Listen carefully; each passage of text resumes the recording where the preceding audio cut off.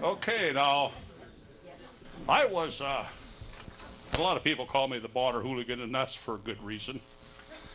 I went to school here also. So with that, I would like to introduce our panelists, Don Felton, Kathy Milodragovich, if I got that right from Butte. Okay, Kim Briggerman, Judy Karl. Well, I saw Judy the other day. We were doing a thing for the kids down at our history center, and I believe she stopped by to get the mail. That little class of kids in there came unsoldered. Oh. I never seen a better display of affection for students to a teacher than that day. That was amazing. Oh, thank you. That was my last year's class, the last class I taught at Bonner School. Oh, man, what an experience. That was worth it. So, let's get back to the hooligan. When we decided to do the Bonner School history, I got the old scrapbook out, and I looked in there, and I saw graduating class of 1957. Reached right out, slapped me alongside the head, the number 57. And I kind of chuckled over that. And then I crunched some numbers and found that it has been 57 years since I graduated Bonner. Now, that threw me in a kind of a state of shock. 57 years since I graduated school. But then when I look out over the audience, I don't feel quite so bad. I see Kenny Piers. He got lots of years on me. Lefty, where's Lefty at? He got years on me. Who else can go way, way back into history? Lois. Cool. Bob, you betcha. Willie. So now I don't feel quite so bad. So with that, I have to wind up by stating that the lumberjack chapter of my life was probably as rewarding as any I've ever experienced. It was makes me proud to be part of the old Bonner School. And I got to salute once again the teachers and the staff that worked at that school to make this possible for me and countless other students. Okay, with that, I promised Kim I'd keep myself down a little bit. I don't go rambling on. So that's what I have to say as far as my experiences with Bonner School. Is there anything else I need to cover? I can't think of it. Okay. No, not tonight. All right, with that, I'll go sit down. Shut up and get out of your hair.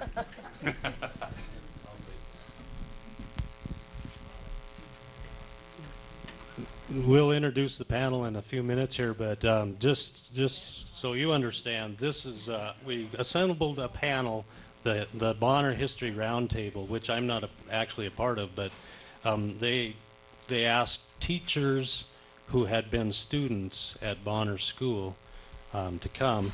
We had a seat for one more, Karen Lang Hansen, and she wasn't able to make it. So the three teachers we have here were all graduates of Bonner School, as well as longtime teachers of Bonner School.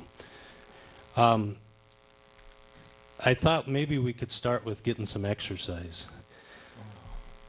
If all Bonner grade school graduates could stand up. Stand up. And now in a minute I'm going to ask by category for you to sit down again, but when you do that, I'd like you to call out your favorite teacher from Bonner School. And so let's start out with anybody who's graduated from Bonner since 2000. And nobody. How about the 1990s? Come on, Aislinn. Who's your teacher? They're all. Very diplomatic. She's sitting next to her mom.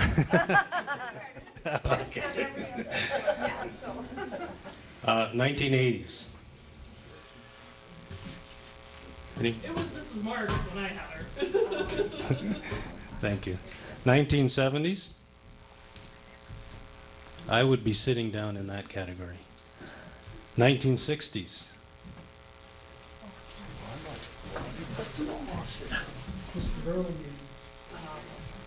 Mr. Burlingame? Second that motion. Okay.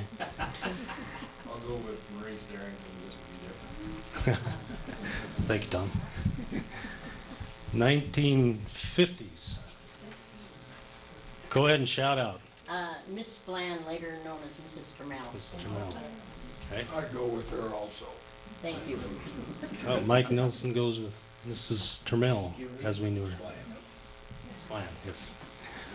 We have a lot of their pictures over here on the wall. 1940s. Oh, no, that was 50s, Shirley. But you can. Do you have a 50s? Adele and I, we both have graduated in '56. Now, we were the last class out of the old Bonner School, and then they tore it down. But who was your favorite teacher? Well, you know, we had Mr. Burlingame in the 5th and in the 6th grade, so I do think Burley was probably my favorite. They all were. They were all. I'll have to say Miss Cuny. Miss Kitty. Who we have a picture of over here. Okay. Boy, we have Hazel Splan. Wow. Okay. So now, where are we at now? We're on the 40s. Okay. Okay. Willie. 40s. What? Who's your teacher? I'll lead him. All of them. Okay. There's none of them around now. Okay. Now, do we have anybody that graduated in the 30s? So could I have the 40s graduates stand back up? And I have to say Mrs. Wagner, because she was one of my favorites. Most everybody hasn't even heard of her, probably. Mrs. Wagner? Mrs. Wagner. Third grade.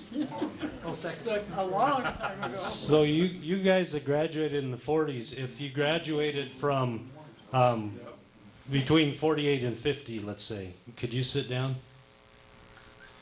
I was married. How about 45 to 48? Or 47, I guess. So Lefty's the last one standing. 1942. Lefty Pleasant, 1942. Lefty, thank you. My dad was on the school board, that's why I got out there early. Well, thanks. I didn't know how far back we'd be able to go there, but I appreciate I thought that was a good way to get some exercise, I guess. There's a lot of memory lanes that we're going to travel down here today probably, and you don't need to listen too much to mine, but I went to school in the 60s at Bonner, and so there's not probably a whole lot that I remember, but I do remember the voices of my teachers, and maybe you guys can identify with some of these. My first grade teacher was Mrs. Naomi Hall, Mrs. Hall, and I can hear her voice. Second grade was Mrs. Bonnie Elms. Elms. Elms. Elms. No, it was Elm. So that's right. ELM, I think. I can't remember. That's right. Third grade was Maurice Darrington. Fourth grade was Hazel Termel at that time, but most of you remember her as Hazel Splan. Fifth grade, Florence Saunders. Yes. Sixth grade, Tony Terrio, whose daughter came back to teach at Bonner, Colleen Martell. She still subs there. Colleen still subs there. Oh, didn't realize that. And seventh grade was Mr. Larry Burlingame, and my eighth grade teacher was Mildred Dufresne. And so those voices I can hear. Do you guys that were graduates there that went to Bonner School remember the smell when you walked across the gym, not in your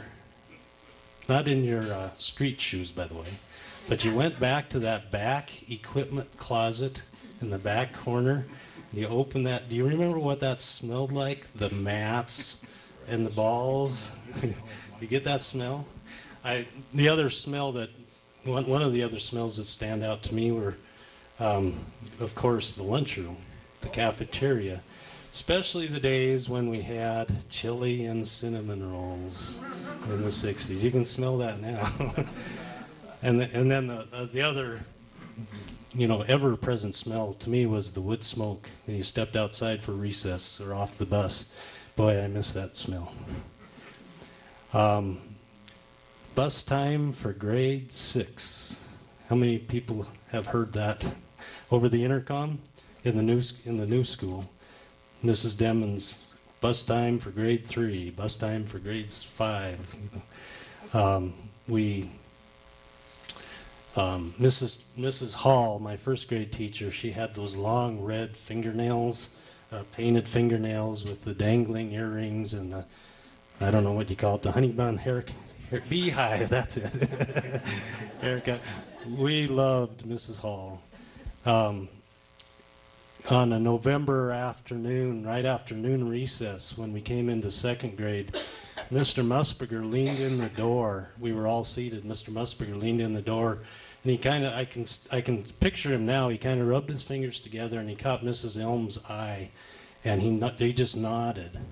And she turned to us and said, "Boys and girls," and we had probably heard of John F. Kennedy, but I think it was the first time I ever heard the word assassinated. And that was of course in 1963. I think the first time that the word Vietnam ever entered into my conscience was on the bus home one day, probably not many years after that, when George Otto was driving us home, and one of the older students was talking about Vietnam. I didn't even know what Vietnam was at that time. Mr. Burlingame taught us the Whiffenpoof song. We were poor little lambs who had lost our way, and Mr. Burlingame taught us every word to a lot of songs. From that to Leaving on a Jet Plane by Peter, Paul, and Mary. By the time I got in 7th and 8th grade, near the end of the 60s, we were introduced to, I guess, quoting pithy comments like "sock it to me" and "here come the judge" and "look that up in your funkin' wagnalls." That dates me there.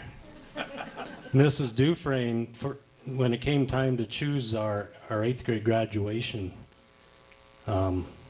songs, instead of maybe the Beatles and Let It Be, she picked 2 New Christy Minstrel songs. One was What Color is God's Skin? And the other one was Gee, I'm Looking Forward to the Future. So I guess I do remember some things from way back when. So my job actually is not to stand up here and yammer. I was actually volunteered, I guess, to kind of do put Bonner School in a historical perspective. And but doing that, I think the easiest way to look at, or one way to look at the history of Bonner School is the three schools that have served Bonner School District. The first one, and I got to get my notes for this. The first one was first classes were in 1889 in what became, I guess, called various things, but the Masonic Hall at the far end of Bonner. 1989 until 1907, when Bonner School students moved into the two-story wooden building, basically between here and the school that sits there now. That was until 1957, and somebody correct me on this. The classes moved into the present school building at over Christmas break of 1957, so started classes in 1958. And that's the building with many additions that we've been in ever since, and these last 57 years. So essentially, the first school was used for roughly 18 years. Then the next one was for 50 years, and now we're on 57 years in our third school. The first school was people older than I remember where it was. But as I understand it, it was near the railroad tracks on the right-hand side of the highway as you went up at the end of Bonner, correct? And Lefty, I think you told me one time it was basically where those last two houses are on the right-hand side, or closer to the railroad crossing. It was close to the railroad crossing, and they took it out, I think, right after the war, 1946. Okay. They turned the building down. But we had it as kids, and Lois can know this, Lois Johnson. We had it as kids, we used it for a dance hall and recreation and everything. Right. The company let us use it. Oh, he's talking. That was a schoolhouse. Right, okay. One of the Bible of Bonner history is this book, and I hope most of you are familiar with it, but if you're not, I think they're still on sale. Do you know? At the school for $20. This was done in 1976, put together mostly by teachers of the school at that time, and several of you here, I'm sure, had part in this book. One of the coups that Gladys Peterson pulled when she was kind of the editor of the book was she made contact in 1975 or 76 with a lady named Georgina Fenwick, who lived at the time in San Francisco. She must have been about 95 years old, but she was a student at the first class of Bonner in 1889. And so she provided for this book a reminiscence of the school and of Bonner back then.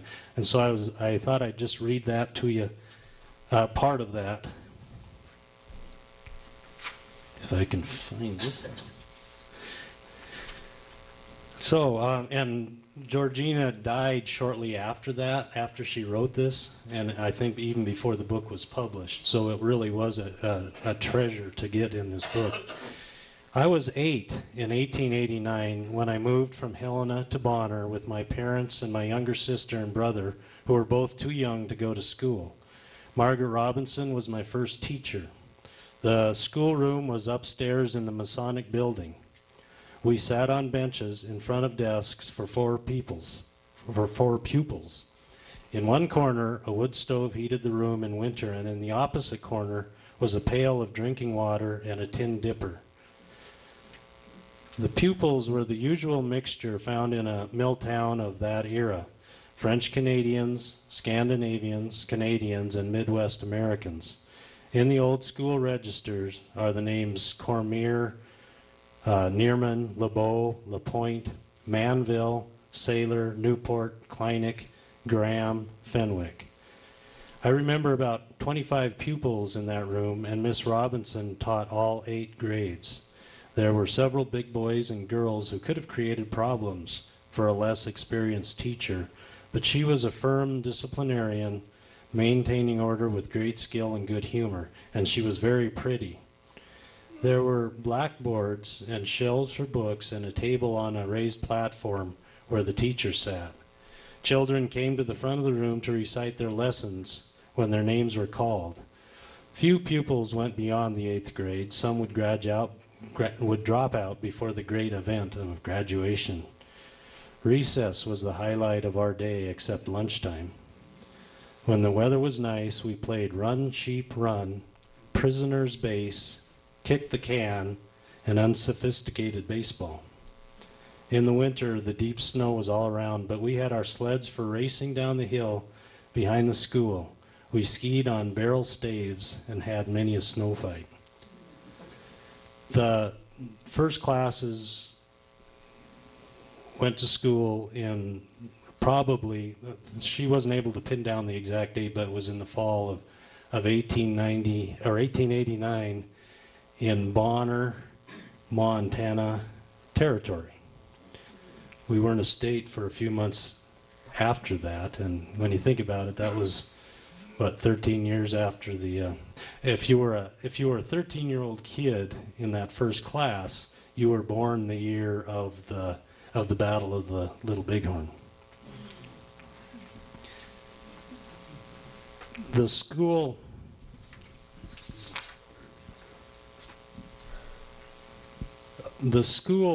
being on the far end of Bonner at that time served basically just what we know of as Bonner in the Mill area.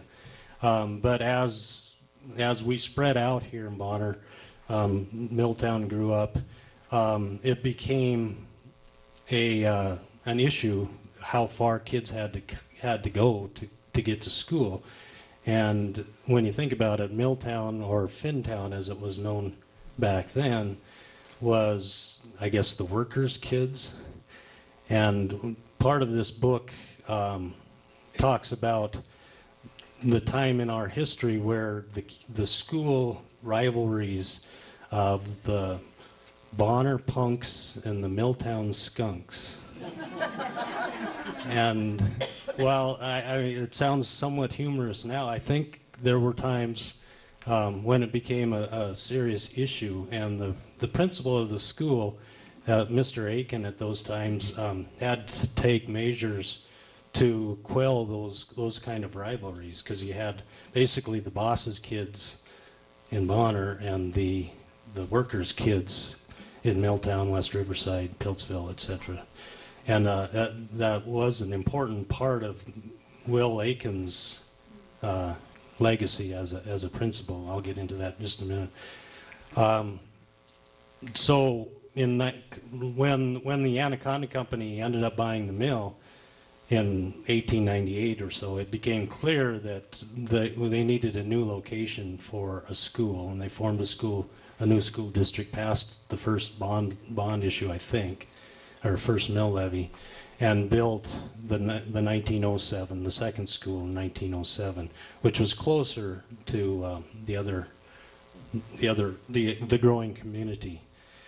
The three, I can't cover, I'm not going to try to cover everything, but the three superintendents in the, I guess the ones that you folks will remember, starting with Mr. Aiken, Mr. Will Aiken, his pictures, there's several pictures of him over there that Miney Smith of the History Center has run off, but he was, I think still is the longest serving superintendent of Bonner School. He started in 1913, he retired in 1945, and he served every year of those years except for the World War I year, 1917 to 1918.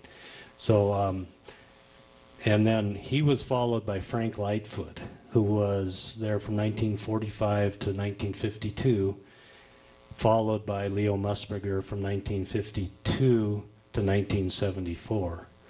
And I'm guessing that those three cover pretty much everybody in here that went to Bonner School. William Aiken, again in this book, Bill Soucy, who was a student at Bonner and also a teacher, he was the manual training teacher for 11 years. He wrote a piece, some observations for the book, and he said, W.F. Aiken had as much influence on the communities of Bonner, Milltown, and Piltsville as any other single individual in their history. He established Bonner School as a consistent leader among grade schools in all of western Montana. And again, he retired in 1945 and was replaced by Frank Lightfoot. I put together a quick timeline to kind of give you an idea of when things developed at Bonner School. The first B, Bill Doucette's for 8th grade class of 1943 was the first to put the B on the mountain. 1948, the new brick gym and kitchen was separated from the school, but we had the wooden schoolhouse essentially, but in 1948 they built the gym that's there now, which had the cafeteria on the stage, if I remember right. 1949, the PTA was formed. 1950, the first hot lunch program, and the PTA helped establish that. 1952, according to Dusty Dayshaw, was when ballpoint pens were introduced in the school.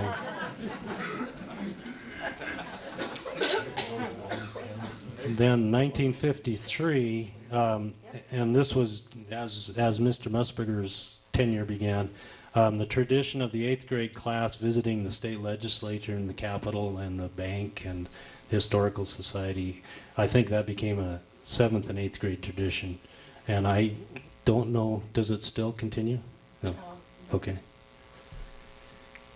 1954, Mr. Burlingame was the Cub Master in the basement of the boys, or the Cub Scout Master in the basement of the old second school.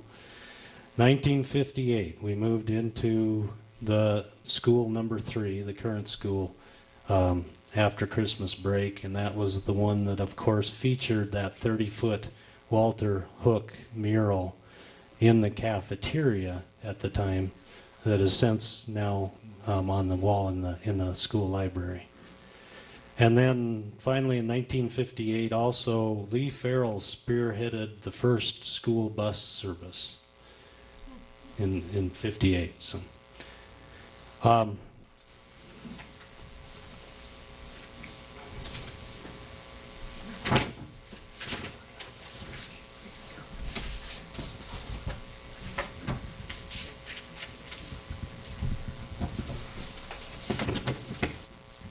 thought I had a couple more things here, but maybe. Yes. Just 2 more things to read you, and then I'm out of your hair.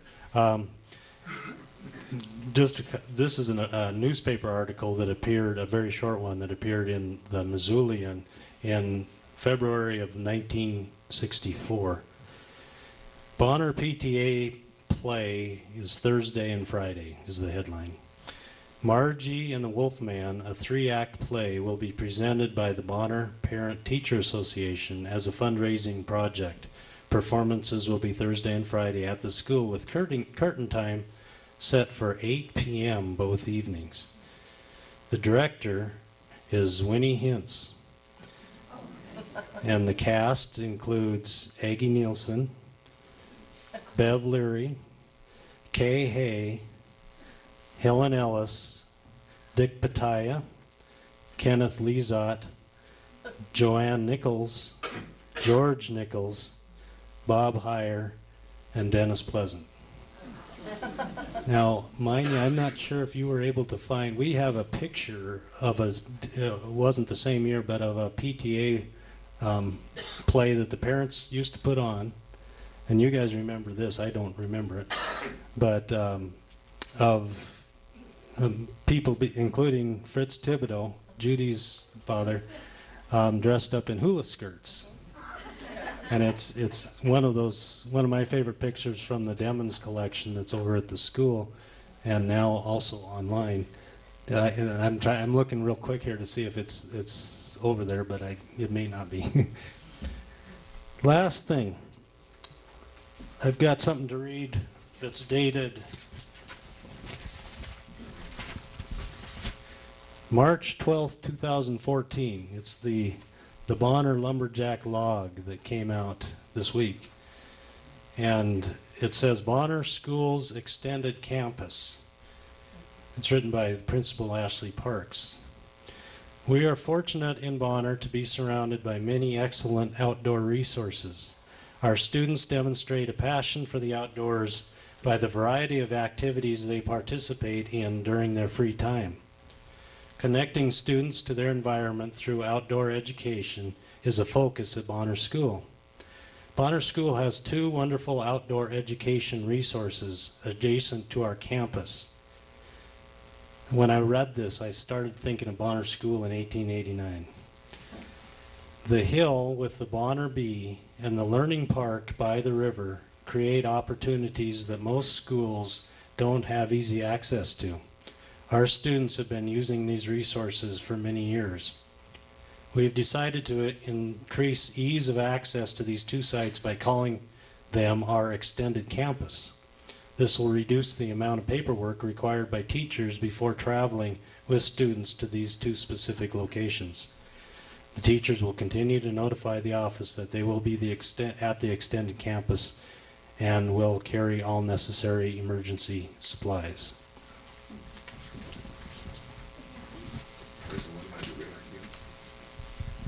Help me, where's the one by the river?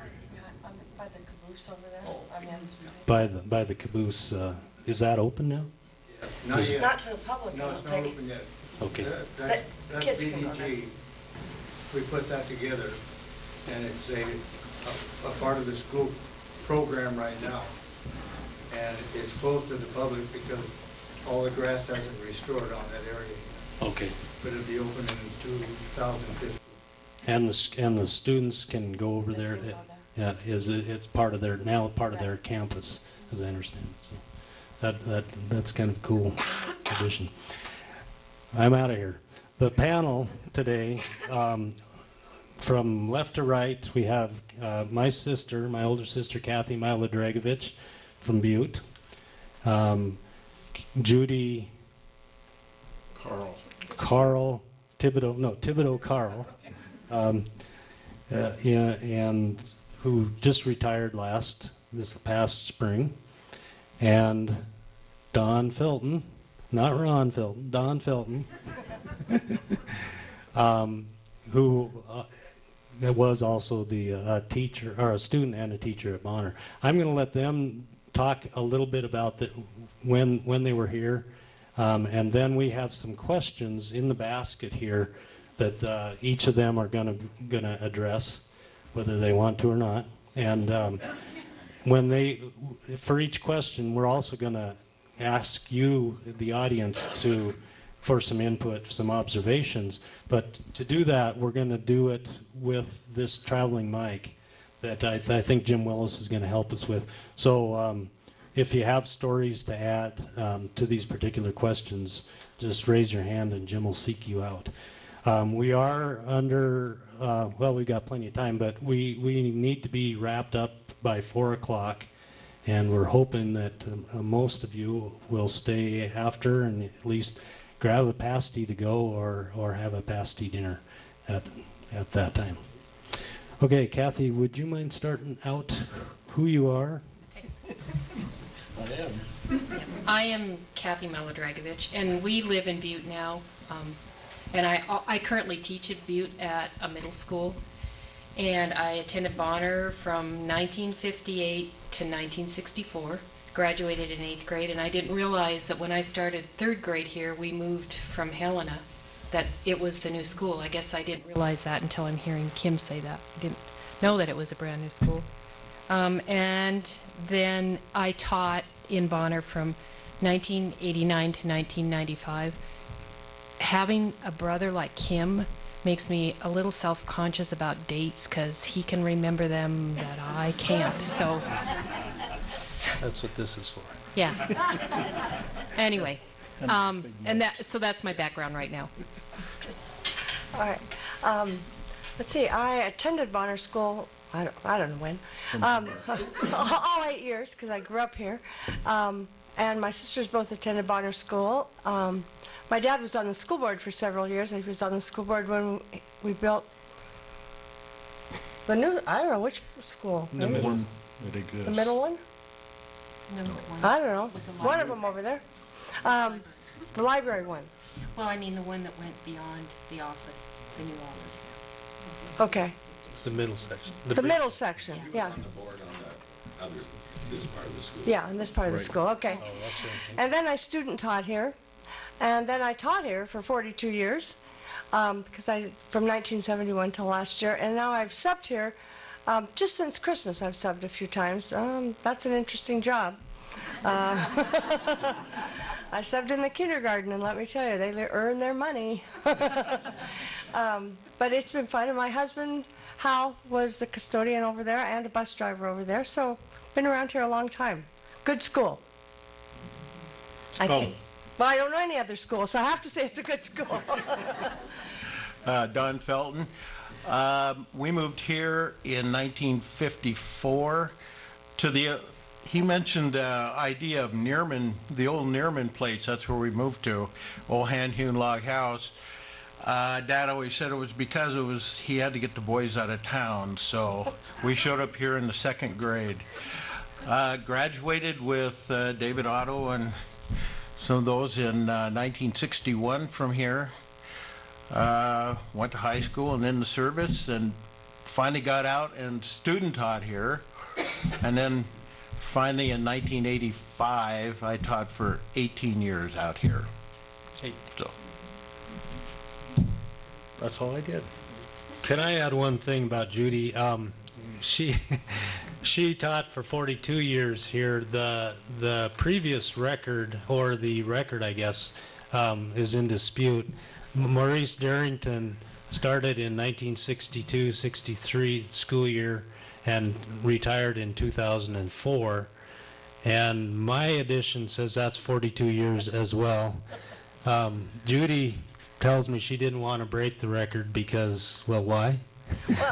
Well, when I saw Maurice last year when I retired, he told me, he said, "How many years did you teach?" And I said, 42. He said at Bonner, I said 42. He said, oh, good thing. He said, because when I broke Larry Burlingame's record, he said, he died. He said, and I said, oh my gosh. He said, well, I taught 43. And I said, well, thank goodness I stopped at 42. I don't want you to die. So I thought he taught 43, so I'm let him have the record. I don't want him to die. So I'm not sure. I think you tied for the record. Okay. And well, tie, and maybe he'll stay alive longer, I hope. we also have very some long time teachers here at Bonner, here in the front row. Marianne, too. And Marianne Strothman, right? That if you guys wouldn't mind if I introduce you. If we have Lindsay Addington in the front row. Stand up, Lindsay. And Debbie Threlkill in the front row. 4th grade mostly, right, Debbie? Yes. All Almost all of my years were 4th grade, 38 years. And I had 4th and then a few combination grades, 3rd and 4th. Started though in that back band room. And often we'd be forgotten over there. So the bus would come and the bus would go, and here's Debbie with the whole group of Oh, well, those were interesting times with Leo Musburger. Lindsay, you started at in that band room too, didn't you? Yes, that was the kindergarten room for Yes. so long. Yes. And you, for most of the time, were I was 20 years in first grade, 15 in kindergarten, and 3 in second. Before you retired last year. Before I retired a couple years ago. Mrs. Strothman? I was the 7th and 8th grade English teacher. For a long time?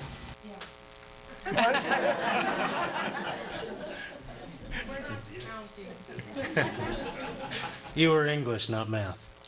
That's right. I counted 20. You should keep shoes off. So, I guess I'll do this. We're going to just pass. We have a number of topics to discuss, and we'll start at one end, and you just, Kathy, you pick out the first question. Okay. You will be required to answer it or pass it, and then if you two would chip in with any observations, and then we'll turn it over to Jim with the mic for anybody that wants to add to it. I'm really glad I stayed with Kim's family Friday night because I got to preview these questions. As students, we probably took the playgrounds of Bonner School for granted, but as elementary schools go, they are special. Share a playground memory from your childhood and from your teaching days. And I guess for me, I remember more from childhood. They took the merry-go-round, and we really had fun on the merry-go-round. But that went when I was a teacher. It was considered unsafe. I just remember that we had a lot less grass out there on the playground. We did a lot more. Like Kim said, I remember playing tag and kick the can, and recess was the best part of the day for a long time. So, and as a teacher, I guess I don't know. Maybe it's just doing recess duty and keeping the kids from arguing or whatever they do at recess. So that's what I remember. I think I remember the bus garage, playing Eeny Eye Over or whatever on the bus garage when we were kids, and the students loved the bus garage. I also remember as a teacher we couldn't see what the kids were doing on the playground with the bus garage there because they were on the back side of it, and at one time there was only one teacher out on the playground, so it was hard to watch what was going on out there. And then I do remember I came up here the day what did they do? They tore the bus garage down. I thought that was a sad day to see that bus garage go away. But, you know, I thought that was pretty unique. I don't think too many playgrounds had a place where you could play the games the kids played on the bus garage and throw the ball, dodgeball against that we played. Mm-hmm. The kids loved the bus garage. And when it was gone that year in the fall, when the kids came back, they really felt bad. But the merry-go-round was a big thing, too.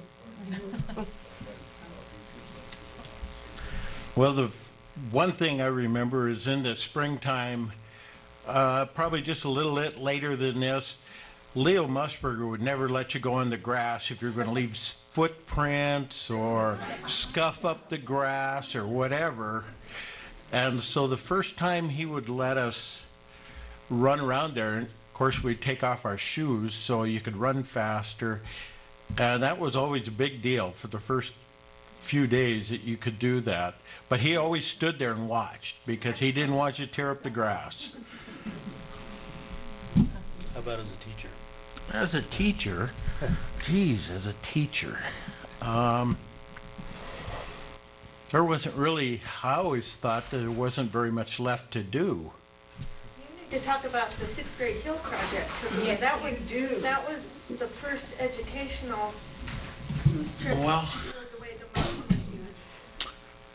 well, it was before they logged it, because I always hammer on them for the logging that.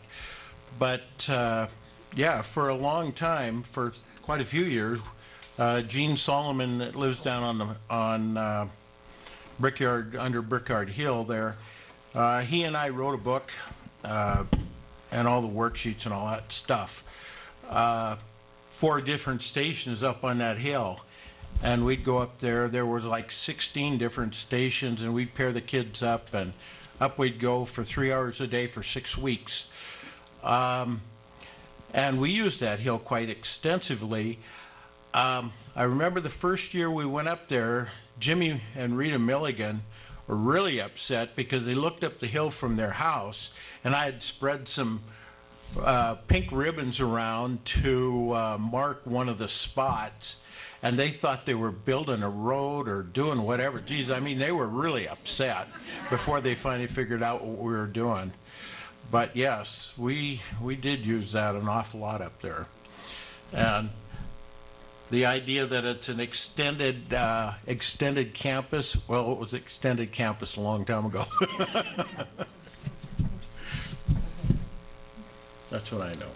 Do we have any observations from the audience? Let's wait for the mic if you would.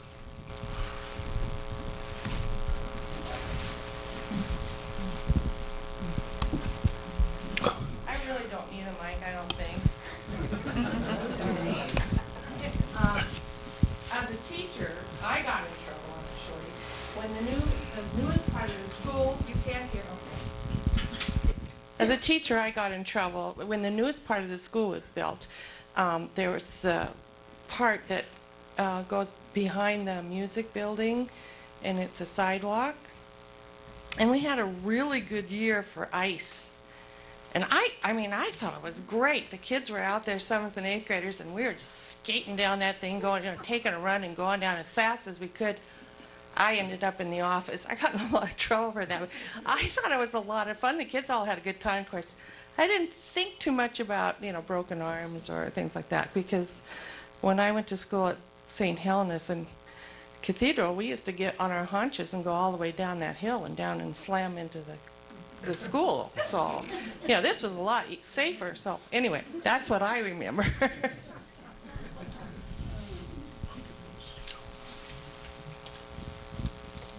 Any other recess memories? I got a recess story. Date him now. Okay. Yeah, I was in about the 7th grade, and there used to be a barrel out next to the school. Lefty probably remembers that. They wouldn't have anything like that in sight anymore. You'd get on that and run until you fell off. And I was playing there, and Harold Tilsey came by, and he started pushing around, and we got in a fight. Now, I'm not a fighting person. I'm a lover. But we got in a fight, and we had to go see Mr. Lightfoot. And he made us write 3 times this letter, a definition of a gentleman. And it's in my album there if you want to read it. But you had to write it 3 times without a mistake. And finally, it must have taken a month, but I finally got through my 3, and Harold Tilsey hadn't finished his. So Mr. Lightfoot said I had to help him finish his. Well, that didn't feel right to me. And my mother very seldom interfered in anything in school, but she called up Mr. Lightfoot and she said, "This is wrong, and he's not going to do that." So I didn't have to do that. So I got the definition of a gentleman if anybody is interested.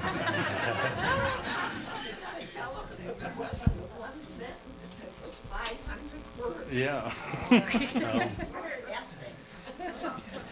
Ken, what class were you? Ken Pierce? 48. Class of 48. So, if you wouldn't mind identifying yourselves as you grab the mic. Mike would put a lot to do. You'd have lots of stories. Raise your hand. Any others? Should we move on to the next question? That's you.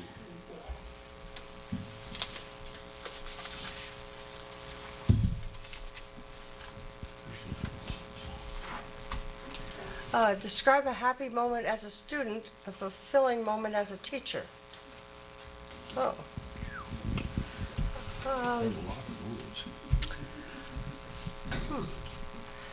I would think as a student, maybe when I got a good report card, if I ever got one. My grades weren't too good. I think as a teacher, every morning when the kids come in with a happy smile on their faces, that was always a a good feeling to me. Oh, He's thinking. Okay. a moment.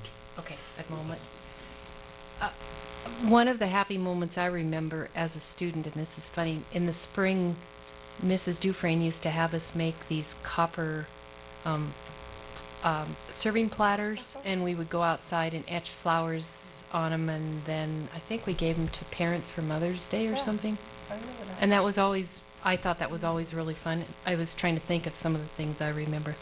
And then as a teacher, 5 years ago, we were in the thoroughfare area in Yellowstone Park, and it was longer than that ago. Anyway, there's only 100 people that get to use that. We were camped, and the rangers came through, and we introduced ourselves, and there was a ranger whose son was at Bonner when I was there, and she said he always remembered you and really liked what you did, which was real fulfilling to me to have that happen.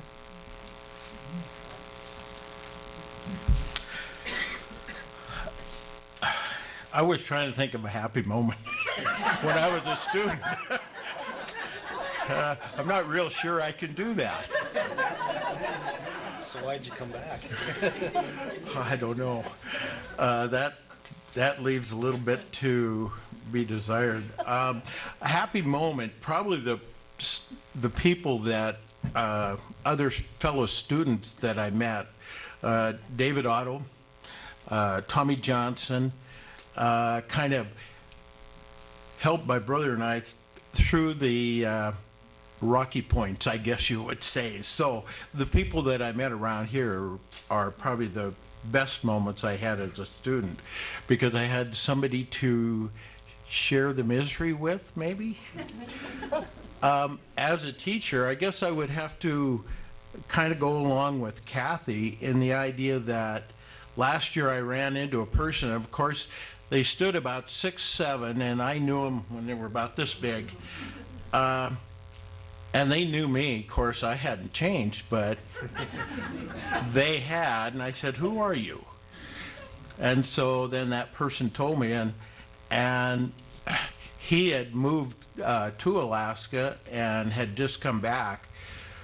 He and his wife and stuff, and he was talking about the idea of the Hill Project for one, and just Bonner in general, how he really cherished the time that he spent here. Of course, he spent most of his life, I think. Whiteford? Yeah. Yeah. Yeah, they did. Who's that? Yeah, Adrian. So, yeah, and he's really a tall boy. 6'7", I think, but something like that. But it was kind of neat. It's after the fact that you learn these things, I guess. So the teachers or ex-students of the audience have something they want to say? Happy moments as a student. I have to think about these. Go ahead and identify yourself. Hi, I'm Aislinn Addington, and I graduated in 1998 and went all through at Bonner. And I remember kind of growing up through the grades. The week of graduation was always really exciting to see, because there were these different sort of rituals the 8th graders got to do, and it was such a big deal to kind of watch them go and move up into it. And Mrs. Strathman had a lot to do with all those rituals that last week. And then when you finally got there, I just remember feeling so special that it was our turn to run down the hallway, and it was our turn to go up to the B, and it was finally our turn to come back the day after graduation, which of course we did. It was a day off, but we always came back to visit, and I thought that was so cool in our community. And then going to high school and college and talking about grade school with other people, no one else has had that kind of send off that we did. I thought that was a really cool thing that all the teachers kept going, for sure, and I hope it's still like that.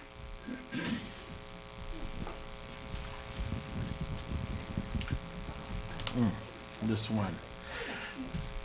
This is really a strange question. I would look for help. Kim? It says, what nationally significant event or person do you associate with Bonner School? Well, not being the greatest student, I probably don't have a whole lot. But there's two people that I remember when I was going to school, one being Walter Hook. I don't know how much of a national figure he would be, but to me he was good. And the other was Mansfield. He came to Bonner School, and quite a lot of us students met him at one time, and I don't even know what he was doing there, but he was there. And so that's the only person that I know that would be of national significance. How about event? Event. National event. Let's see. I guess when I signed up in the Navy. I have no idea.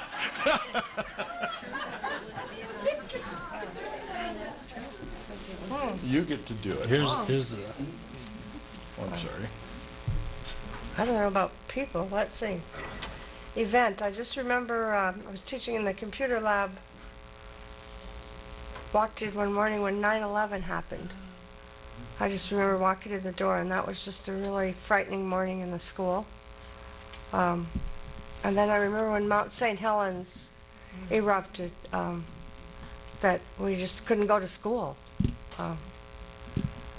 Those were the two things that I remember really affecting the school. I'm sure there were others, but was a national one, but yeah, the explosion, the boiler explosion at the school.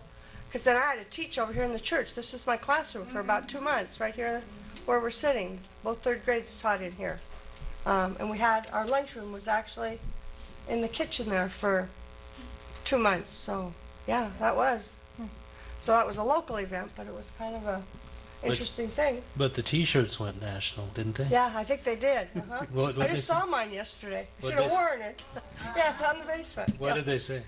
I survived the Bonner. Wow. Uh-huh. Yeah. The boiler door actually blew by Hal's head. Thank goodness it didn't hit his head, but I don't know. Maybe it would have been good. I don't know. Knock some sense into him. I remember you'd have to go home with him. Yeah, that's right. He might not like that. For me, I remember a school issue when I was teaching. They were, the second year I was teaching kids that have a harder time focusing, and they were building the new addition, the last addition onto the school.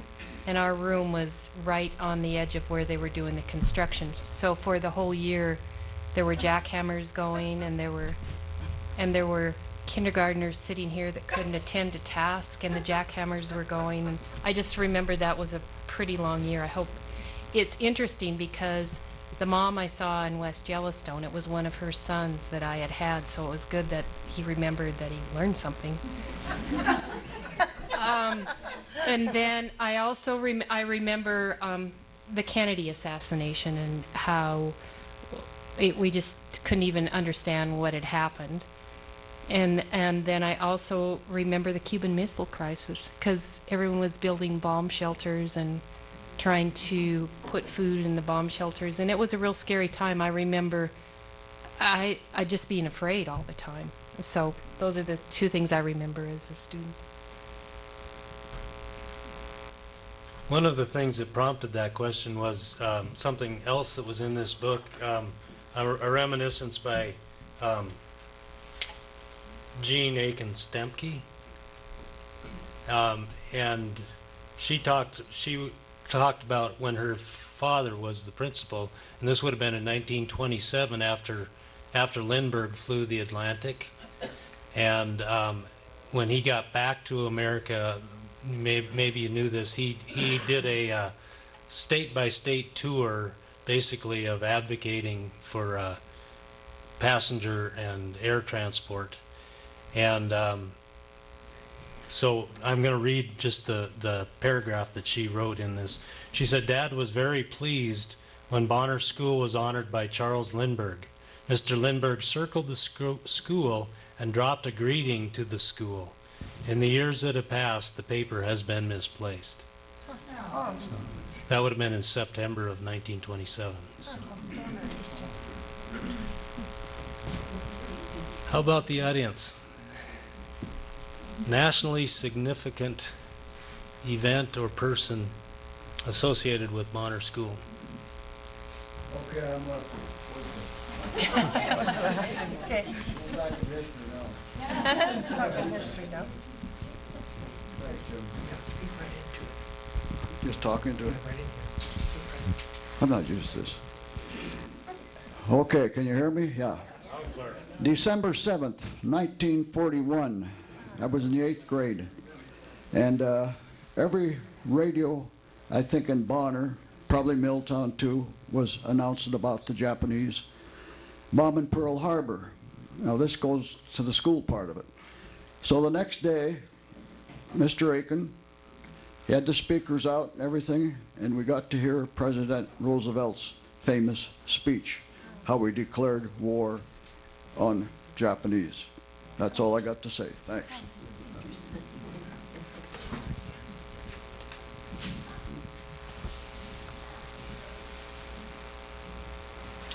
Got lots more time here.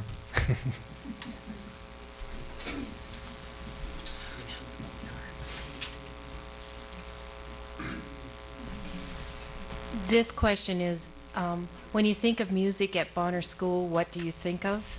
And I remember Mr. Burlingame, but I really remember Mrs. Dufresne. I remember any of the songs that I know that are considered songs you should know in your background. She taught us. I remember the Glee Club, that I think it was called Glee Club, and I remember we had performances at Mother's Day and at Christmas time, and she taught a lot of music, and a lot of what I know about music I learned from her, so that was really important to me. Let's see, I remember Mrs. Dufresne also, but I remember we used to have band before school. So we had to come at 7:30. So Dad had to bring us. One morning he was bringing us to school, and I don't know what he was doing, but he was backing out of the driveway, and we all got in the car, and he backed out of the driveway, and he hit the fence post, and he wiped out all the windows on one side of his car. And it was a quiet ride to school. Yeah. Yeah. That's your music memory? Well, we're coming to music. I do remember that. Well, when I think about music, being not a very musical person, I quit band. You quit band? But I do remember Burley. Burley was one of the few guys I knew at that time that was good at music, and especially playing the piano like this. And of course he played the march for graduation forever. Yeah. Yeah. But anyway, that's all I know about music.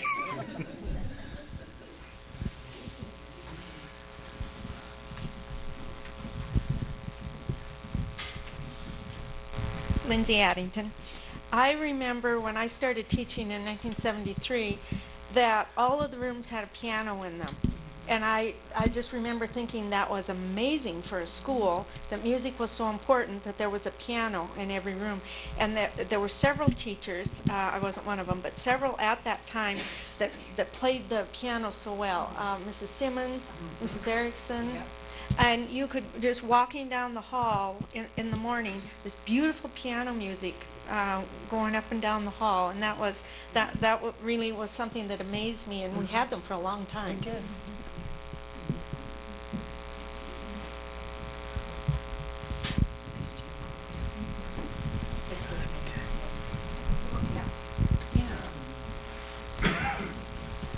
I'm Jim Labby, and I graduated in '53. My sixth grade teacher, Margaret Strong, she made you sing. We had the old double desk, you know, and she would sit right in the seat with you, and she had this mouth harp thing, and she'd play a key or whatever, and you sang. Period. But I enjoyed her. Like my Uncle Willie said, I enjoyed every one of my teachers here at Bonner. They were all just good teachers.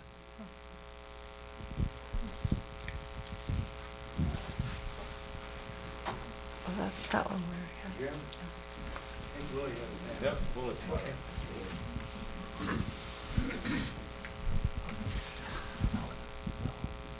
Yeah, with Jim mentioned Mrs. Strong, she was my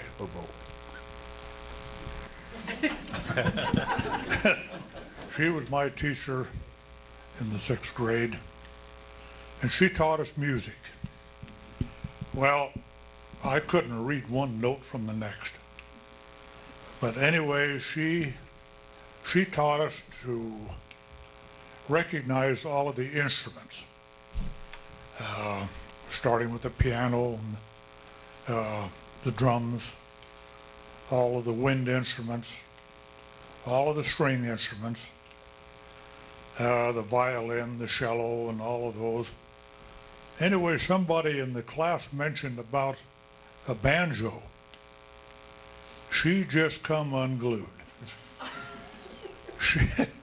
She says that is not an instrument. She must have hated a banjo, and I love the darn things anyway. But she was our teacher for music, and she tried to teach everybody how to read notes, and I think most of it went over the top of our heads like a dirigible, really, because I couldn't read one note from the next now, but I love music, so. I got a Mrs. Strong story. Here. We gotta hear it again.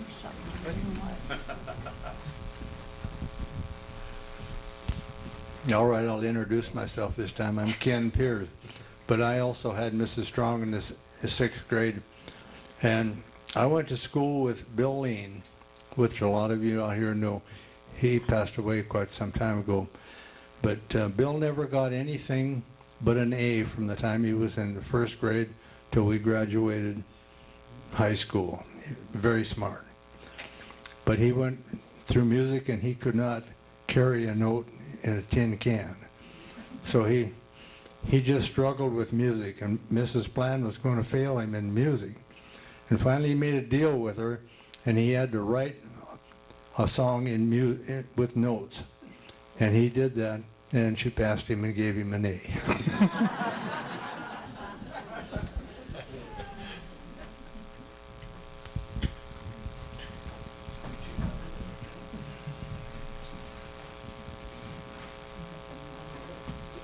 Do we have any questions left?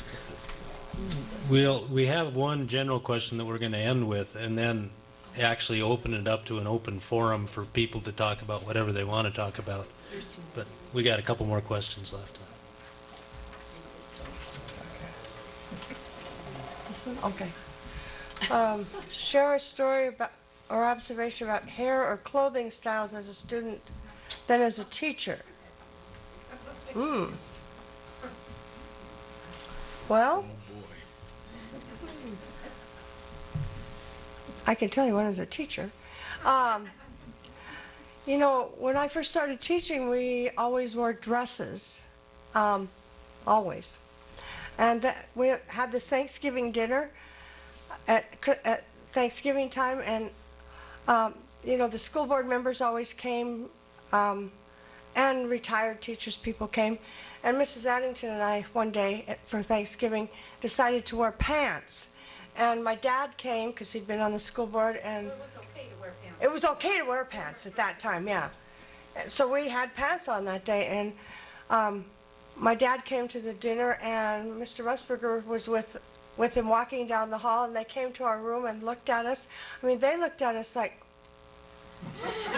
whoa, you are not dressed for school, because we had these pants on. So it took them a long time to think that teachers could wear pants to school, but nowadays, because it was really nice to be able to wear pants and get down on the floor and crawl around with the little kids, but it took a lot of people a long time to think that lady teachers could wear pants to school. They were dressy. They weren't. Yeah, not jeans. And nowadays, you actually, I think at Bonner, you can wear nice jeans on Fridays if you wear a Bonner shirt.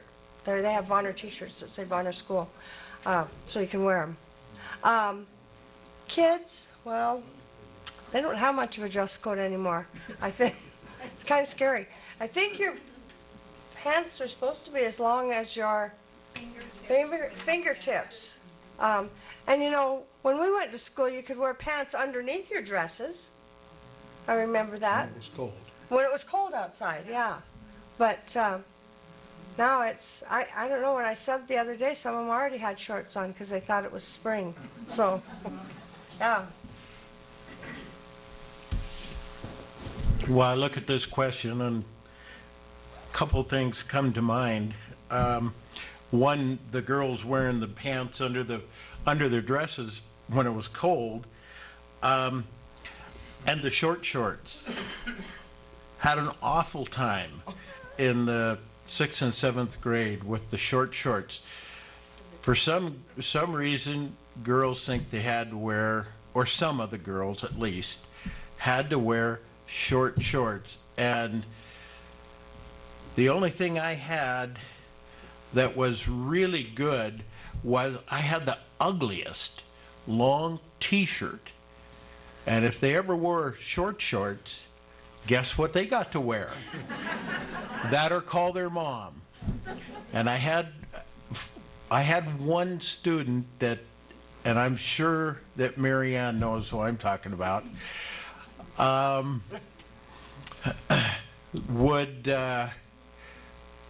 didn't want to wear the shirt, but I made her wear the shirt. She was right on the phone calling her mom, getting some new clothes because she didn't like that shirt. For sure. That's all I know. I guess I think of this more impact as a student. We lived in Marshall grade, and we had to walk down the road to catch the bus, and girls still wore dresses, and so you would have to put on pants under your dresses, which look really stupid when you're like in 7th grade and you don't feel good anyway. But it would be so cold. I just remember we had to do that because you had to wear the dresses as a viewpoint of a girl. Then we get to school and run in the bathroom and, change all your clothes. So that's what I remember as a student.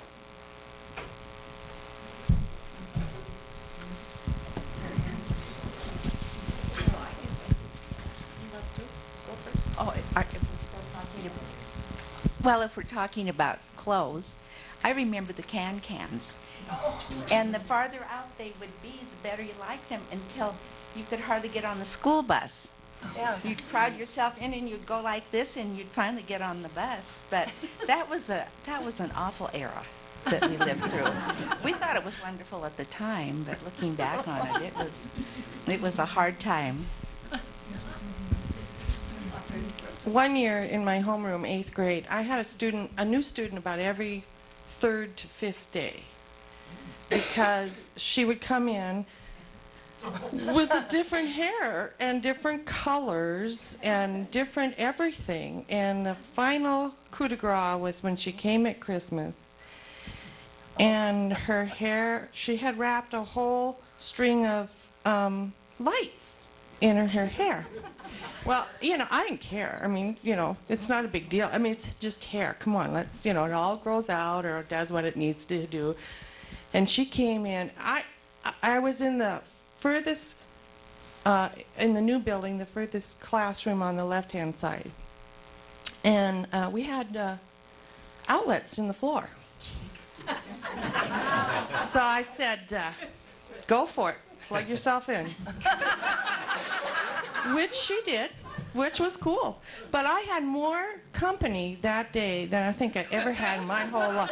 I think every teacher came down to check out this young lady. And we went through dreadlocks to totally bald, because then she decided she didn't like the dreadlocks and you couldn't get rid of them without shaving your head. It was incredible. Every 5 days. It was fun.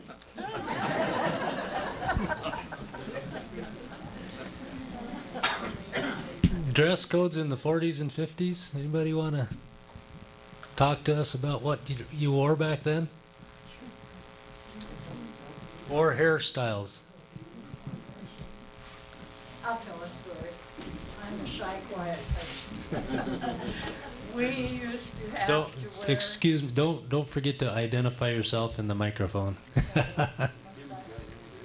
got it over here.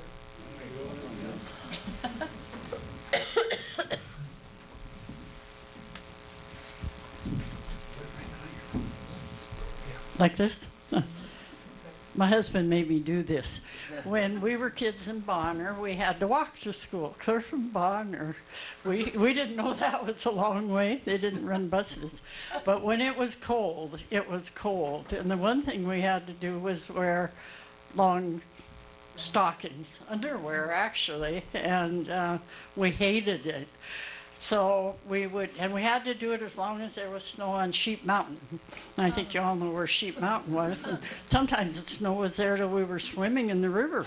But anyway, we wore them because we were good. We minded till we got partway up here. And then we all took them and slid them down and rolled them up so that we still had anklets on.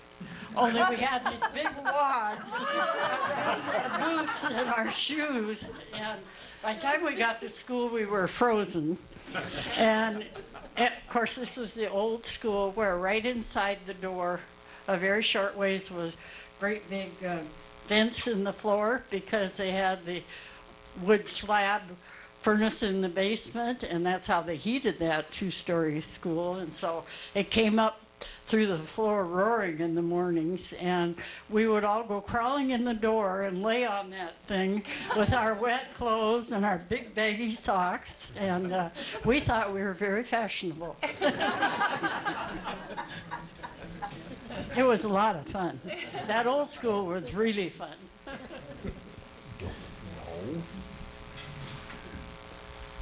You don't, I don't. Any other clothing or hairstyle stories? Is there one more question in the basket? Kathy had one more question there.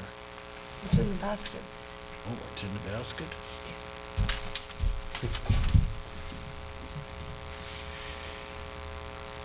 Oh, you already did.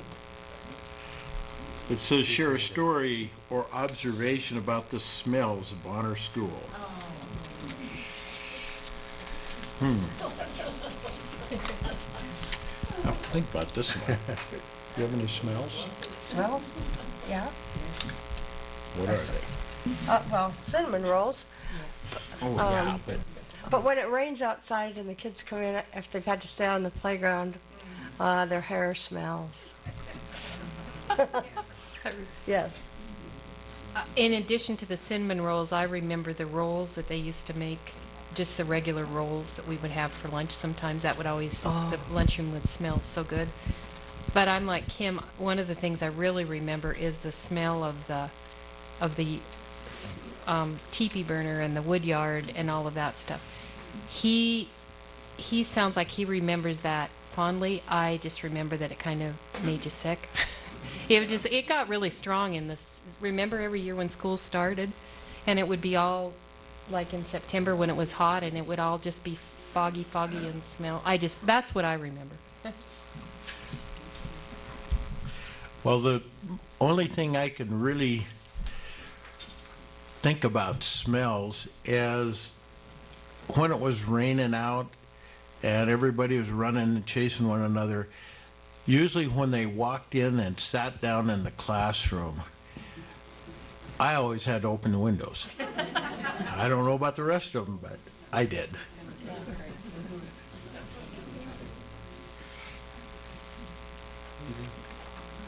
Any other smell? You guys talk about the rain. I think of the smell of the rain on the asphalt in a recess. That's a distinctive smell. Especially after it's been warm. Yeah. But what did it smell like when you opened up the coat closets? Sometimes.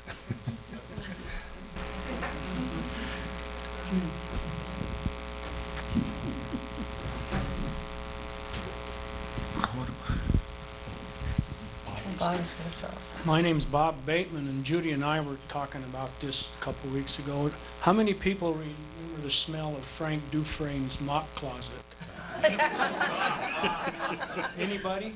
How many I sent into the Mrs. closet? Saunders would send us across the room and sit in the mop closet. Uh-huh, yes. If you Yeah. weren't paying attention, you'd sit there for 20, 30 minutes Mhm. with the door shut, with those mops right in the buckets right there. in front of you. Now that's the smell I remember. I think because some of us spent a lot of time.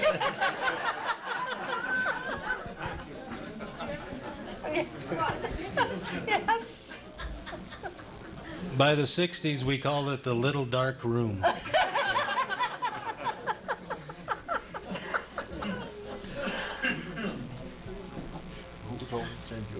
Mrs. Saunders, didn't you ever get sent Mrs. there? Saunders, yeah. You never She got was- sent there? Mrs. Saunders, I remember one time Melba Johnson got pretty upset at her and actually went and talked to Leo Musburger about her because she'd walk around with a pencil. And she used to always hit Tommy on the back of the ears with this pencil because he was always talking to somebody or something. And, oh man, pretty soon his ears had little scabs on her. She didn't send him to the closet? Nope, she didn't send him to the closet. She just whacked him on the ears. You never got in the closet? I didn't. Boy, that's good.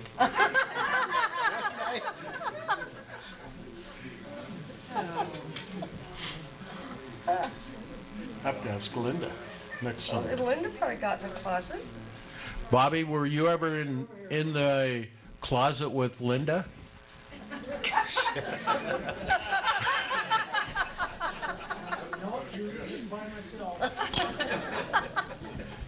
My name's Virginia, and I have a story about Mrs. Saunders. She was my fifth grade teacher, and I was scared to death to go to school for the fifth grade. But the summer before school started, just before school started, we went down and saw some old friends down in Sheridan, Montana. And I had to ride the bus back. I have never been by myself. And I remember the bus stopping in Butte, and everybody off this Greyhound bus got off, and here I am sitting all by myself. Because I was told, get on that bus and do not leave until you get to Milltown, Disbros. That's the only time I could get off that bus. So I sat there by myself, and I was just, the guy come back, the bus driver, aren't you going to get off the bus? No, I got my lunch right here. He goes, well, come off the bus. I'll make sure you get back on the right bus. So he took me off the bus. He bought me some soda or something while I ate my little sack lunch, got me back on the bus, and introduced me to the bus driver. Lo and behold, the bus driver was Mrs. Saunders' I think nephew or something. It was a relative. And when she heard that, I felt like I was treated very good. I didn't worry about the closet.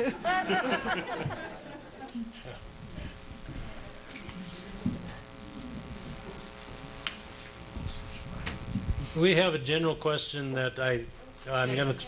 Oh, go ahead. I just had a quick smell to add. Kim talked about the equipment room back, and I'd like to add to besides the rubber balls and everything else that was in there, those wool warm-ups, basketball warm-ups that was probably one of my fondest memories of going to school there was when I finally made A squad in the 7th grade, and we got to go down on game days and wear the tops to those old wool warm-ups. Got to wear them through class for all day. You got to wear those. So the smell of those was something special too. Is that still a tradition? They wear their tops to their uniforms. The tops to the uniforms on game day. Okay. Boys and girls, I assume. He didn't identify himself. That's my brother, Tom Brigham.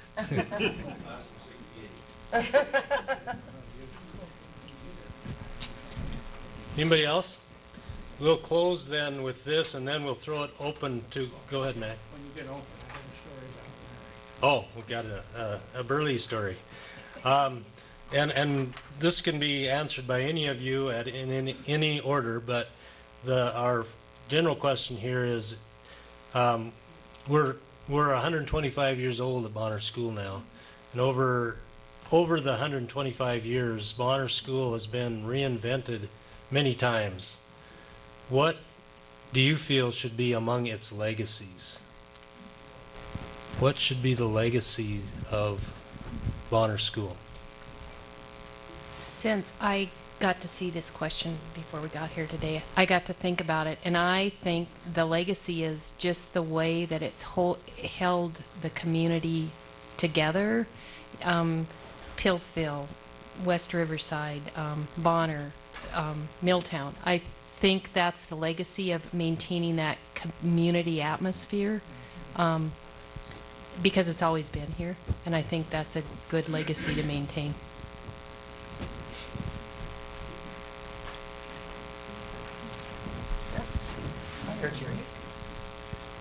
I have no idea. Well, you know, one of the things that I respect about Bonner and these communities is they taught you to have respect for people. You had respect for your teachers, your principals, you know, I mean, all the administration, the Fritz Thibodeaus, the, oh, you know, I can go on with a lot of names. But they taught you respect, even when you left Bonner, all the way through high school and through your career, whatever it may have been. You have respect for people.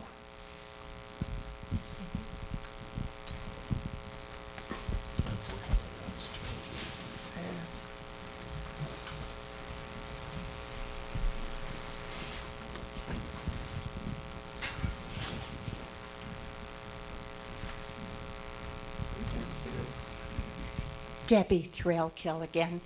I just want to say that you have, as a community, made a wonderful school out here, and that those 38 years were the best 38 years ever for me.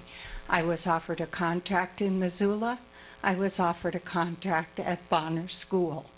And I went to my teachers and counselor and said, gosh, which should I do? It's going to be a combination room out in Bonner, but it's going to be a straight third grade in Missoula. And they said, go to Bonner. It is the best school in the state. And in 1968 and before that, I think you heard the same sort of thing, that the teachers were all respected, that the children were all pretty much behaving themselves and were dealt with if not. And I've always been very, very proud. And the people that have this community are really wonderful. You don't realize until you come from some other huge environment. My high school in Great Falls was the largest graduating class ever with 650 kids there. And we're going to have our reunion this summer. And you know, you just don't have that feeling that you people do here. And it's you that have kept it that way. I hope it continues.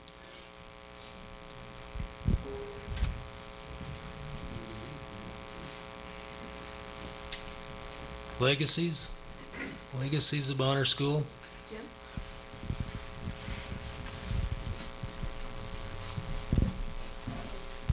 I didn't go to, I'm Judy Matson. I didn't go to Bonner School, but my Gary's and my children did. And my most outstanding, we were just talking about this the other day, but one of my most outstanding memories of Bonner School was when my daughter started to kindergarten.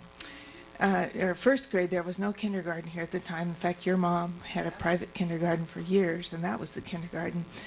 But so here was my little girl dressed up in her brand new dress with her new school shoes, tripping down the street, and the school bus came, and it was Jack Demon's first day on the job as far as meeting the students. He got off this bus and he had this big paddle in his hand, and we just about died. But it was for the 8th grade boys and not for Laura.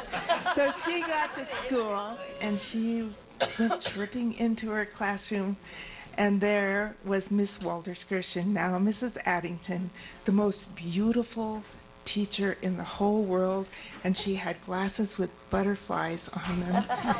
And I think the legacy of Bonner School that comes through that story, it was a safe place. It had discipline and it had love. So I think that's a great legacy for our school.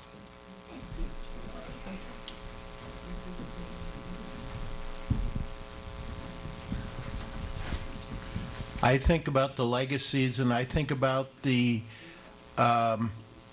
camaraderie between people. I see Bill and Ed here and Mike and Bobby and other people that I knew, and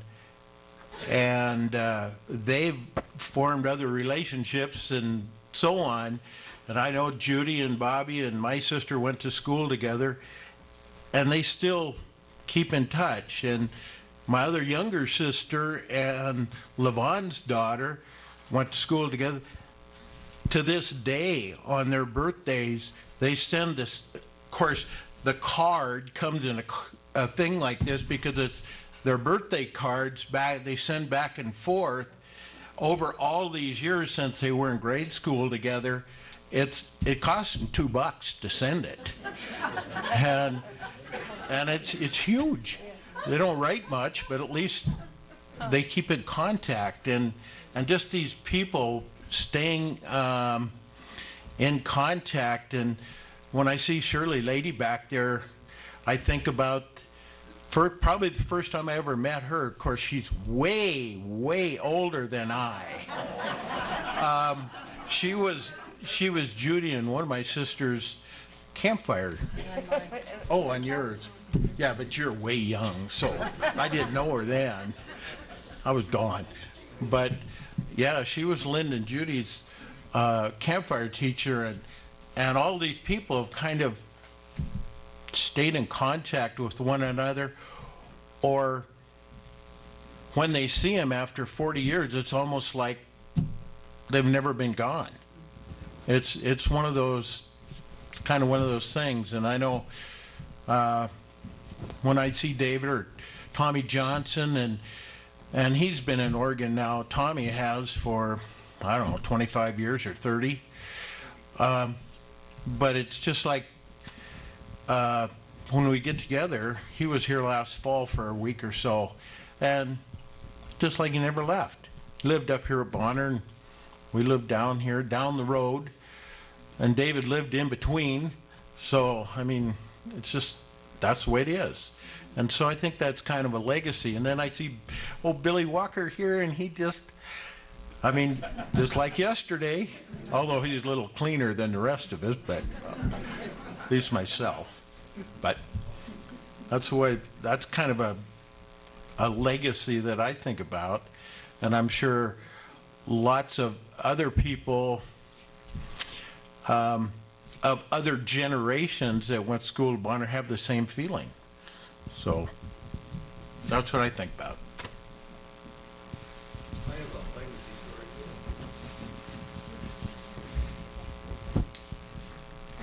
This is Ken Pierce again. Back in 1948, I was in the 8th grade, and they decided to establish a basketball team. And so there was 7th and 8th graders on the team, and there was no gym at the Bonner School at that time, so we would take our after school and go down to the Central School or the Lowell School, whichever one would allow us in to play basketball. And there was about 10 of us at that time that played ball, and it became, I think, one of the finest sports at Bonner School. And I'm sure glad to say it's still going.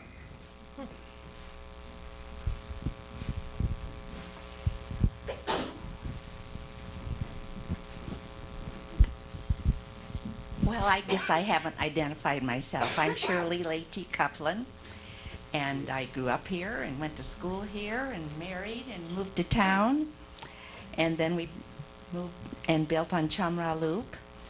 And so I've just always been here. And but to get back to being the campfire leader, Judy and Susie Bauer came down, and I was going to U, and they needed a campfire leader. Mrs. Had quit. She couldn't do it anymore. And would I just please do this?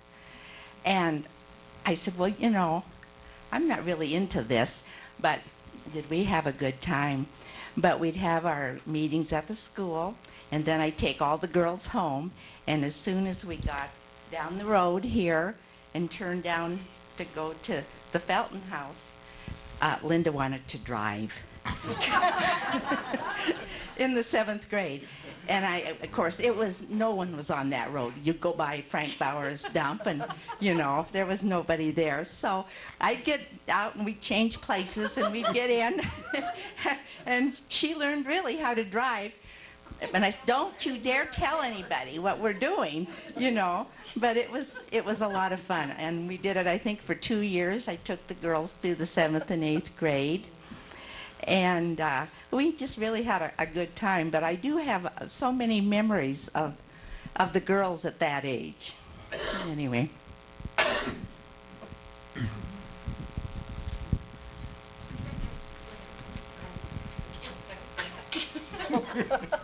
In terms of legacy over 125 years, we probably shouldn't forget the mill and the unique relationship that the school had with the mill for all those years. The first trustee in that first school board in 1889 was Henry Hammond, who was who ran the mill, basically.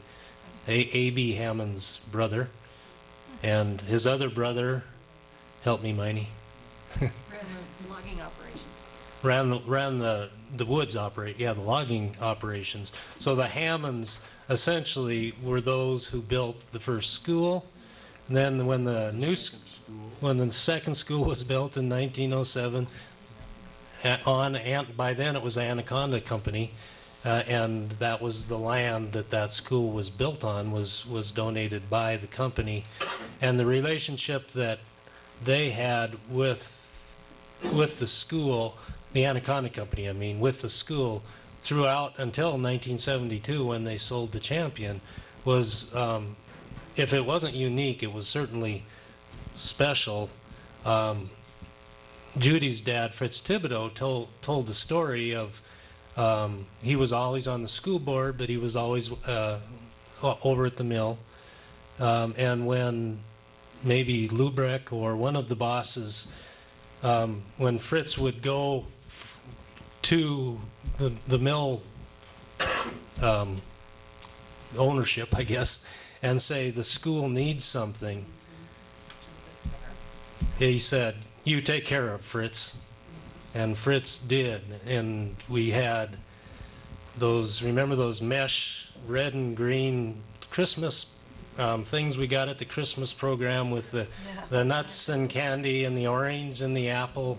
That dated way back to William Aiken, and with the Shrine Circus tickets that the mill provided us. I mean, they could go on and on and on. The guard that watched the mill, that watched the school for all those years, was an Anaconda employee. The groundskeeper, I think, for most of those years was the Anaconda Company. So that, and we did lose that. Leo Musburger said after he retired a year or two after Anaconda Company sold out, and he said that was one of the reasons. We lost that connection, direct connection with the mill. Not that Champion did not have a good relationship with the school, but for most of those Anaconda years, come hell or high water, they made sure they that the school got taken care of. Did the school budget collapse though? The school budget collapsed when the mill? No, I believe it probably It increased. happened in Frenchtown, and why didn't it happen here? What do you mean? The Frenchtown paper mill, when it shut down, the Frenchtown school budget, they didn't know where the money was gonna come from. The tax base is what. Well, I think that's an issue now in the years since the mill has closed down for good. But but there's others that could probably talk about that.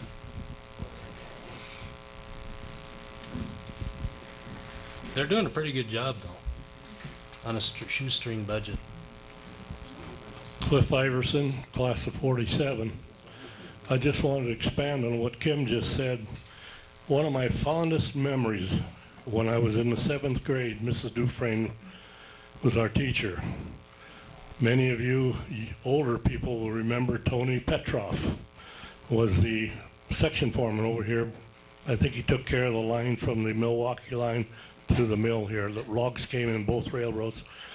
She looked out the window one day, and if you remember, there was a rope that went from the bell tower, the bell, and I think it went clear to the basement. I know it went to the first floor.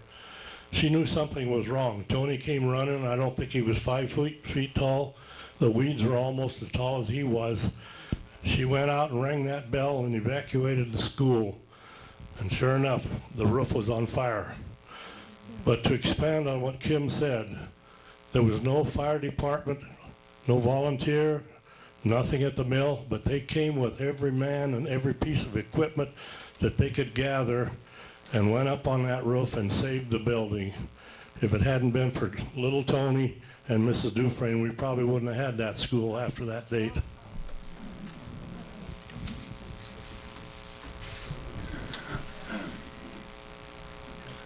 When I went into high school in town, we were the Bonner boys, and I think they thought that was condescending. I thought it was pretty neat. Let's open it up now. Any stories, anything that's popped into your mind that you'd like to share, and that includes panelists or anyone else. I know Mac Palmer has a story.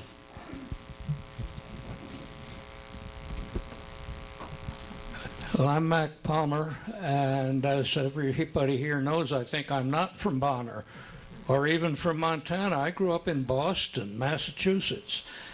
But I've been part of this history group for several years now, coming to the things, and I'm really impressed with what I've learned about this today and earlier. But the story I want to tell is about Larry Burlingame. I've heard his name several times. And maybe you know this about him. He and I worked together in the AARP driver safety program for several years. And this is a story he told me on himself. He was colorblind. And one day, some of the kids noticed that he had one blue sock and one brown sock on and called it to his attention. And he said, "Yeah, I've got another pair just like that at home."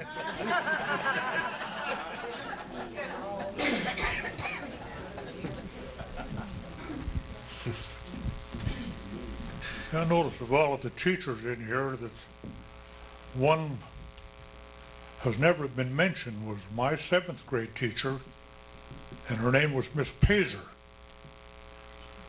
And I was in the 1st grade at the time that this happened, but noon hour the boys were all out there playing football out there in the old rocky field that we had. And Pete Carlson, he was the oldest one, and also my brother, he was in the 8th grade. Well, anyway, the first bell rang and nobody showed up. So Miss Pazer come out to round up the kids to come back into class. Well, anyway, Pete, he was way down at the other end of the field, and my brother Buzz, he was clear up the other end. And Pete hollered, Buzz, he says, "Heads up," and he grabbed the football and he hurled it down the field. Miss Pazer, she was walking out on the field. She didn't see it coming. And it nailed her right alongside of the head.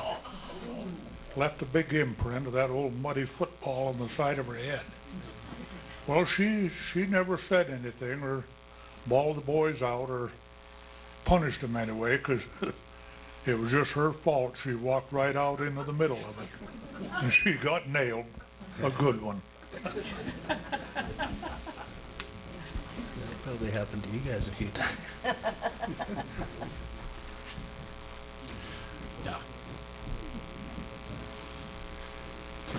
Glenn, would you tell, when you get a chance, tell your story about Mrs. Dufresne and your English paper? Okay, bring that forward here. He's got somebody else. Oh. Rick Swanson, and I remember, I have some memories of school. Walking from Milltown at wintertime after a blizzard, we would walk along the fence and walk the top of the snowdrifts to school, back and forth. There was no bus then. And other times, the kids, like Kenny talked about, the barrel. We had a round barrel that we run and jump on and go over. Also, they had the swings. I remember once they had a game called, I don't remember what it was called, but when you were on the swing and you went backwards to see who could jump the farthest back. Well, I was trying that too, you know, and I ended up with a broken arm and a sprained wrist. So it was something else, and I forgot it already. They call that, you know, senior moment. You're going to have one someday. You call that. Oh, I remember. It came to me, they were talking about the school bus. Carl Johnson, if you remember him, we had the long yellow bus. And this was in high school, but it was out here anyway. And they would pick us up and take us into the high school. Some of the fellas got into a scuffle on the bus one day, and he had a strict rule. Any horseplay, out you go. The guys had to get off and walk home. He was very strict too.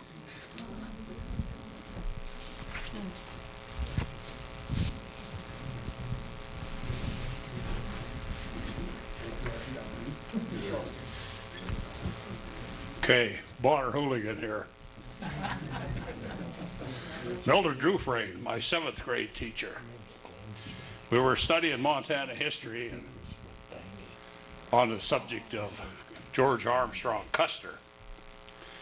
So when we got all through the course, I was to write an essay on Mr. Custer. So rather than, you know, I was not that good at words or anything, so I took my sheet of paper and I filled that as full of arrows as I could, all raining down on this little stick man sitting on a horse. Turned that in thinking, you know, I put a lot of work on them damn arrows. I had to get something. Biggest, reddest F I ever saw. But the end of that story, it didn't happen until I was in the service. And of course, if you're in the Army, you know, you want to get some rank. So I signed up for an NCO Academy. And part of the NCO Academy was, believe it or not, George Armstrong Custer. And it was a spirit of an order, is what they call that. If you're given an order, how far to the left of that order can you deviate, and how far to the right can you deviate, but still carry out the order. And I passed that course. I got through that one real good. But Mildred Dufresne was with me every step of the way through that NCO Academy.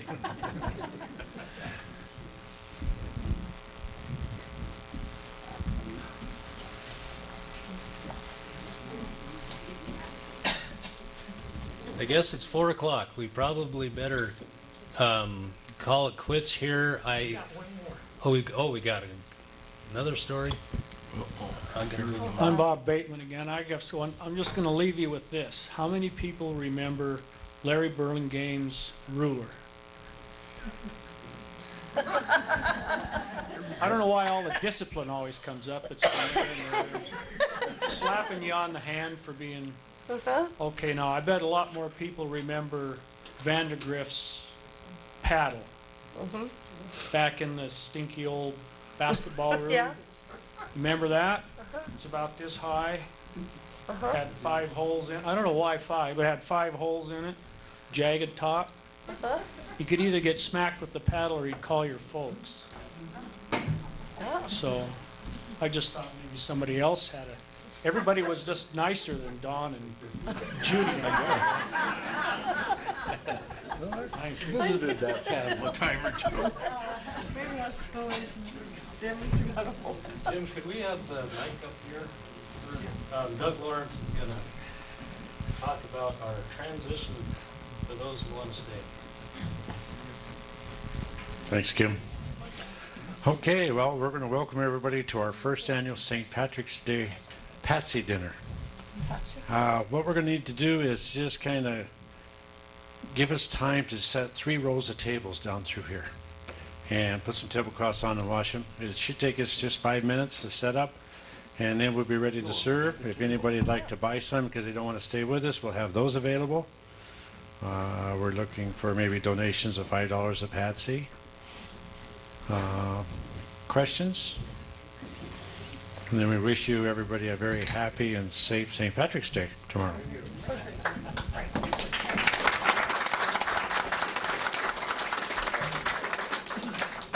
Judy, do you want to sign off for us, or? Hi.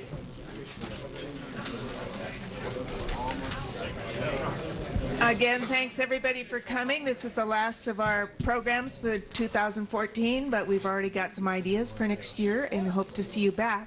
And we really do appreciate the fact that we can have our meetings here, so I hope that if it's all possible, you'll stay for supper, get a yummy pasty, or maybe you're like Gary and me, we are going to have to take off, but I'm sure taking some home with me so I don't have to cook later. So thanks for coming, and thanks for a great series this year.